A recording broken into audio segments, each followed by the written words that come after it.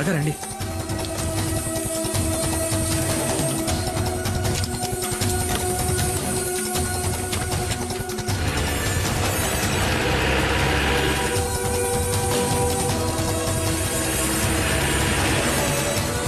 రా, త్వరగా.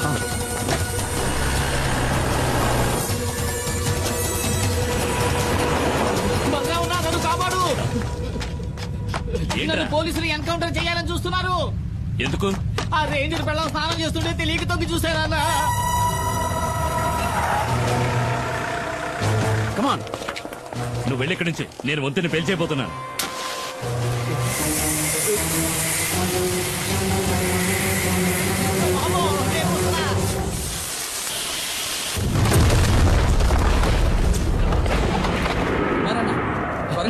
బండి కూడా రెడీగా ఉంచారు.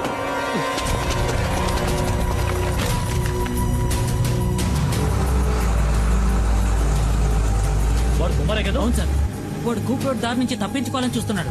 మనం ఎస్టేట్ దారిలో వెళ్ళామంటే అడవి దాటేలోపు పట్టుకోవచ్చు. Don't waste the time, move fast. Sir,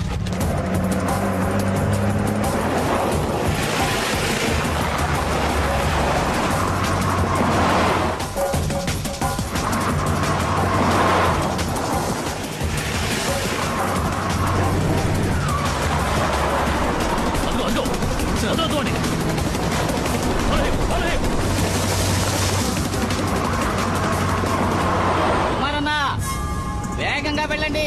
నేను చెప్పే వరకు బండి రాబోతు.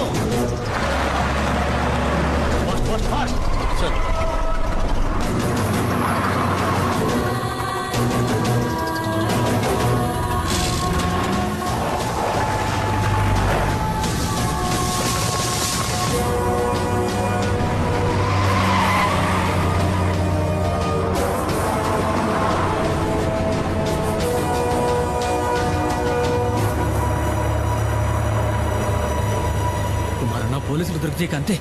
లారీ మొత్తం గంజాయే. ఎలాగైనా సరే ఈ అడవి దాటుకుని మా ఏరియాలోకి ప్రవేశిస్తే ఏ రిస్క్ ఉండదు. అక్కడ నిన్ను ఎవరూ ఏం చేయలేరు. నన్ను నమ్ము.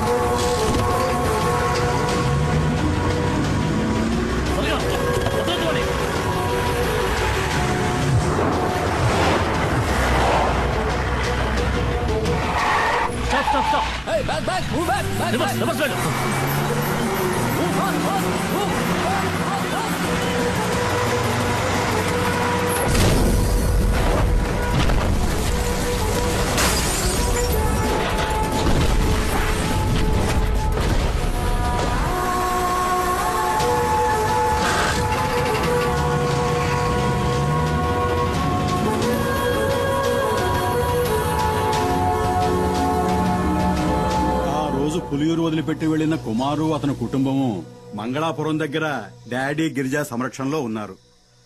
ఇక్కడున్న కేసును మాఫీ చేయిస్తానని చెప్పి ఆ డాడీ గిరిజా కుమార్కి మాటిచ్చాడు. బాధపడొద్దు, అతను తప్పకుండా తిరిగి వస్తాడు.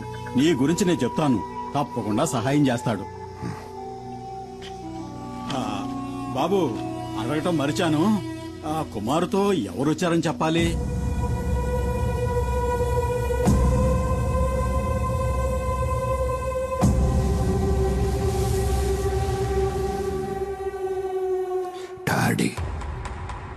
డాడీ గిరిజా.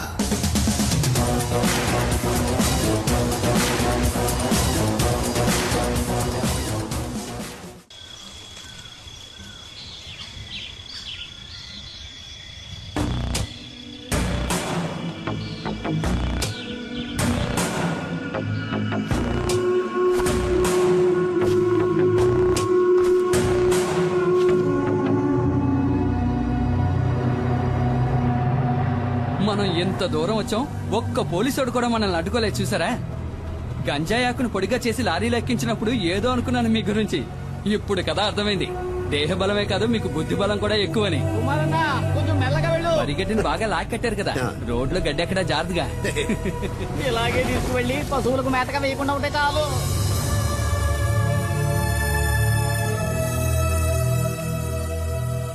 డబ్బు విషయం ఏమైంది? అది మేస్త్రి, డాడీ గిరిజా గురించి కాస్త అర్థమయ్యేటట్టు చెప్పవయ్యా. దేఖో డాడీ, ఇవ్వాల్సిన డబ్బు ఇచ్చే తీరాలి. నువ్వేదో కష్టంలో ఉన్నావని ఖాదరాబాయ్ ఇన్నాళ్ళు ఓపిక పట్టాడు. ఇప్పుడు నువ్వు పెద్ద కోటీశ్వరునివైనావని ఊరంతా చెప్పుకుంటున్నారు. ఈ విషయం తెలిసిన ఖాదర్బాయ్ పాత బాకీ తీర్సమానంలో ఏం తప్పున్నది? బషీర్, వ్యాపారం నుంచి వీళ్ళు విడిపోయినప్పుడు ఈయన కాదరకు ఇవ్వాల్సిన డబ్బు ఎంత అనేది కాదరకు మాత్రమే తెలిసిన లెక్క. ఇంకెప్పుడు ఆ డబ్బు వసూలు కోసమని ఇక్కడికి రాకండి, సరేనా? ఇదే గనక మీ నిర్ణయం అయితే చాలా పెద్ద గొడవలు అయిపోతాయి. ఖాదర్బాయ్ తో గనక పెట్టుకున్నారనుకోండి, నీకు తెలుసుగా ఎలాంటి వాడో. రంగంలోకి దిగినాక ఏం చేస్తాడో ఎవరికి తెలియదు.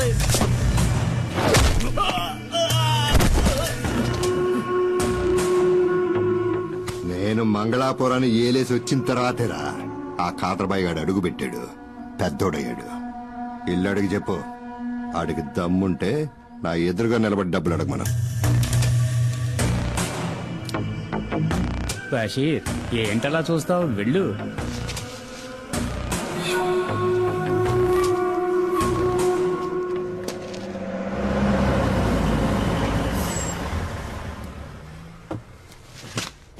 రాన్నా. డాడీ, ఈయనే కుమార్. సరకు లారీలో ఉంది. ఈయన వాళ్ళ ఊళ్ళో ఉండలేని పరిస్థితి, అందుకని నేనే కుటుంబంతో సహా ఇక్కడికి తీసుకొచ్చాను. ఆ, తప్పుగా అనుకోకన్నా, ఆయన స్వభావమే అంత.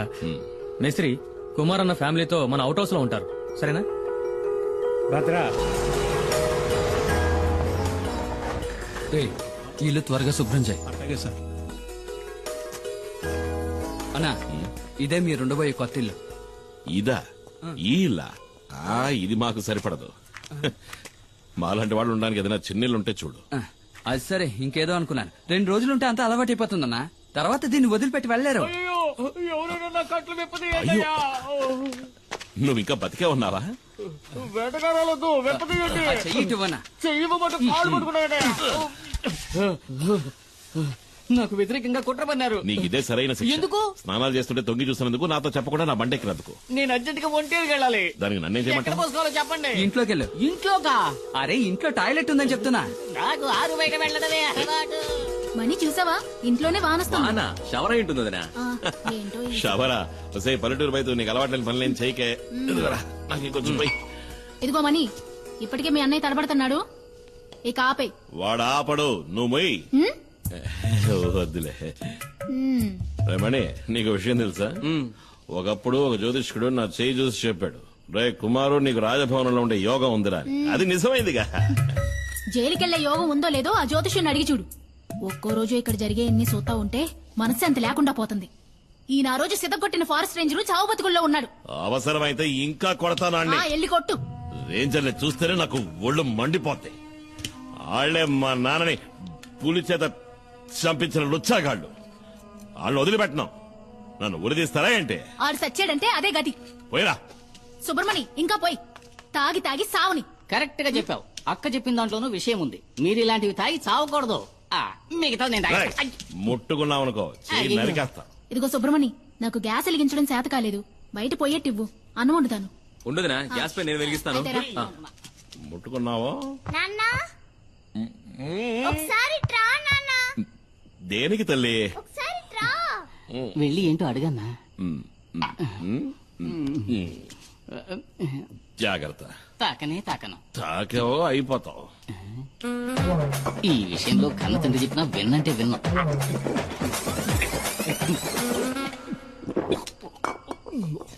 ఏంటి తల్లి? ఇది చూసావా? బాబే బాబే.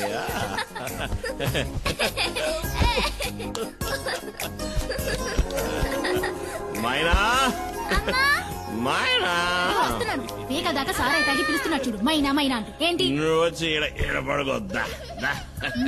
దీనికి వెళ్ళాలి కదా పిలుస్తున్నా. పడుకోమన్నానా? ఇదిగో, రా. పద, వెళ్దాం. నువ్వు పడుకోవా? కొట్టాననుకో. నువ్వు పడుకోవా? నువ్వు రావే. సరే, నిద్రపోమని చెప్పానా? పద. తాప తీసుకురావడానికి వెళ్తున్నారా? అన్నా, నేను ఇక్కడ పడుకోనా? ఆ? అదే, నేను ఇక్కడ పడుకుంటాను, మీరు మీ కుటుంబంతో సహా బయట పడుకోవచ్చు కదా అని. ఏంట్రా? నిజమన్నా, నాకు తెలిసిన ఎంతో మంది దంపతులు మెత్తమెత్తటి ఇలాంటి పరుపు మీద హాయిగా పడుకుని ఎంజాయ్ చేయడం చూసినప్పటికీ నేనింతవరకు ఇలా పడుకునే అదృష్టానికి నోచుకోలేదు. పోరా. ఇక్కడ ఉండడానికి లేదు మీ ఊరికి పోరా. నువ్వు తమాషాగా అంటున్నావు. రేయ్, మళ్ళీ నువ్వు నా కండ పడ్డావా చంపేస్తాను నిన్ను. అనయ్య అనయ్య ఆ? వాడిని ఇక్కడి నుంచి పంపించేస్తే మనం ఇక్కడ ఉన్న విషయం పోలీసులకు చెప్పేస్తాడు కదా. అయ్యో అదొకటి ఉంది కదా. రేయ్, రేయ్, ఆగు. అక్కడే ఆగు. ఈ రాత్రికి వదిలేయన్నా, రేపు తెల్లారుజామున వెళ్ళిపోతాను. పోనీ ఎల్లుండి, ఆవలెల్లుండి. ఏయ్, మర్యాదగా చెప్తున్నా. నేను మర్యాదగానే నువ్వు వెళ్తా. ఉండమన్నాను కదా అని ఎదవేసారు వేసావనుకో అంతే సంగతి. గుత్తి గులాబ్ జామ్ అయిపో. లేదన్నా, మన ఊరి పోలేరమ్మ మీద ఒట్టు. ఎవరు స్నానం చేస్తున్నా నేను తొంగి చూడను. నేను అసలు స్నానం చేయను. ఒకవేళ చూస్తే నీ తల పగిలిపోద్ది. అబ్బా. కుమారన్న, ఒక చిన్న ప్రాబ్లం. ఏంటి? లారీలో ఉన్న సరుకు ఎలాగైనా ఈ రోజు రాత్రికే ఫార్మసీకి చేర్చాలి. ఫార్మసీ అది ఎక్కడ ఉంది? ఇక్కడ నుంచి 3-4 గంటల ప్రయాణం ఉంటుంది. త్వరగా వచ్చి బండి తీయనా? అయ్యయ్యో, నేను ఇప్పుడు బండి తీయలేను. అదేంటి? కొద్దిగా వేసుకున్నా. మందు కొట్టి నడిపితే నెమల వాహనానికి కోపం వస్తుంది. ఇంతకుముందు 2 సార్లు అట్లా జరిగింది కూడా. మనం రేపు ఉదయం. అయ్యో కుమారన్న, అది మంచిది కాదు. రాత్రిలో లోడ్ దించేయాలి. పొగలైతే చాలా రిస్క్ అవుతుంది. ఇబ్బంది పెట్టకండి. సరే పర్వాలేదన్నా, లారీ తాళాలివ్వండి, నేను తీసుకెళ్తాను. వద్దు అన్నా, తెల్లారలోపు నీ లారీ ఇక్కడ ఉంటుంది. వేరే దారి లేదన్నా, ప్లీజ్ అన్నా. నా నెమల వాహనాన్ని ఇంతవరకు ఎవరికి ఇవ్వలేదు. ఇవి తాళాలు కావు, నా ప్రాణం. జాగ్రత్తగా నడుపుతాను. థాంక్స్ అన్న, జాగ్రత్తగా. వస్తాను. అదే బాబా తమ్ముడు.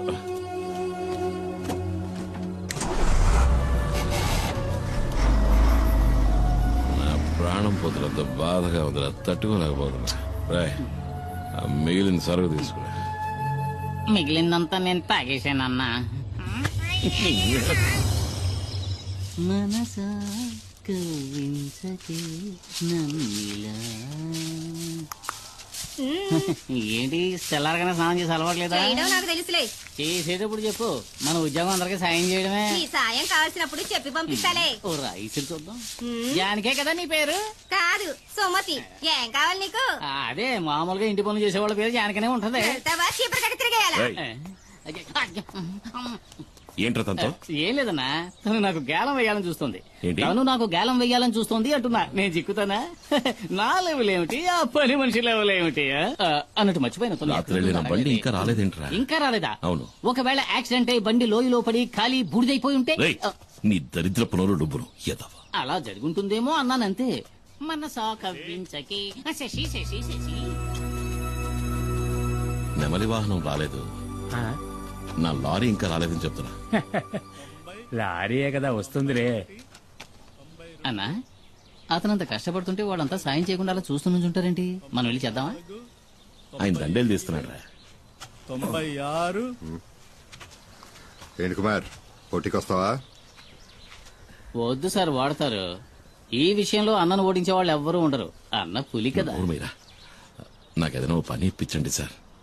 నేనేమీ చేయకుండా ఊరికే తిని నాకు కూర్చోను. కూడా ఊరికే ఉండడం ఇష్టం ఉండదు. అయితే నేను ఇక్కడ ఉన్న బళ్ళని కడిగేస్తాను. కొంచెం ఆలోచించేయన్నా. పరా. అయితే నువ్వు వెళ్ళి ధైర్యంగా కడిగానా? మురికి ఎక్కడ ఉందో నేను చూపిస్తాను. గుద్దినట్టే వెళ్ళి 2 బకెట్లు నీళ్లు తీసుకురా.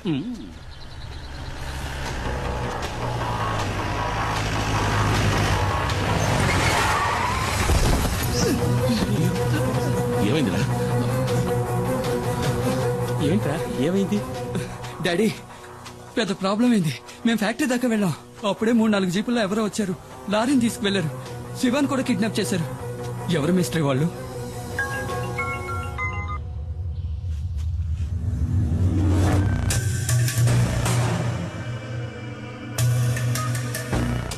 తీసుకెళ్ళింది కాదురా, డిమాండ్ 1.5 కోటి. అడిగింది ఇచ్చేద్దాం. అబ్బాయి ప్రాణాలతో చెలగాటం వద్దు. మనకు అబ్బాయే కదా ముఖ్యం. వాళ్ళకి లారీలో గంజాయి ఉన్న విషయం తెలియదు. అది తెలియకముందే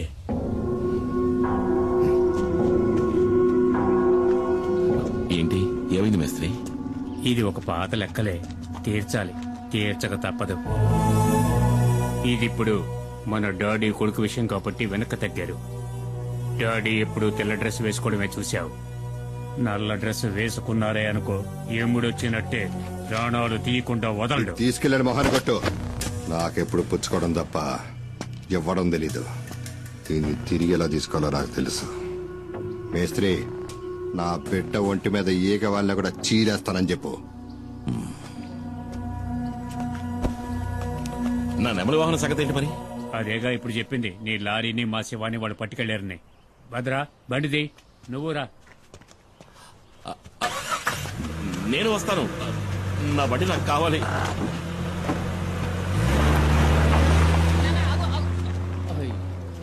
ఇక ఇక్కడున్న బళ్ళన్నీ నేనే కడగాలనుకుంటా.